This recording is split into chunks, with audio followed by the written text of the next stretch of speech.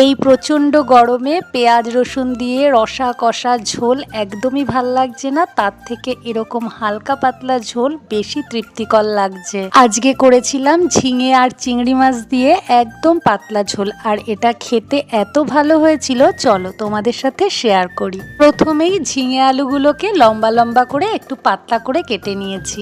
এবার মশলাটাকে গুলে নেব। এর জন্য নুন, হলুদ, জিরে গুঁড়ো, ধনে গুঁড়ো, লঙ্কা গুঁড়ো সমস্ত মশলাগুলোকে একটু জল দিয়ে ভালো করে গুলে নিয়েছি। এই রান্নাটায় পেঁয়াজ রসুন আদা কিছুই তো লাগে না, আর এর জন্যে এই গরমে এই সব ঝোল খাওয়া খুবই ভালো। জিরে ফোড়ন দিয়ে লম্বা করে কেটে রাখা আলুগুলোকে হলুদ দিয়ে ভালো করে ভেজে নেব। এবার গুলে রাখা মশলাটাকে দিয়ে আলুর সাথে চিংড়ি মাছগুলোকেও ভালো করে কষিয়ে নেব। আর কষিয়ে নেওয়ার পরে যখন তেল ছাড়তে শুরু করবে তখন আমি ঝিঙেগুলোকে দিয়ে দেবো। চিংড়ি মাছগুলোকে আগে থেকে ভেজে নেওয়ার কোনো প্রয়োজন নেই, এরকম মশলার সাথে ভালো করে কষিয়ে নিলেই কিন্তু হয়ে যাবে। ঝিঙেটা মশলার সাথে ভালো করে সাঁতলে নেওয়ার পর অল্প একটু জল দিয়ে ঢেকে দেব।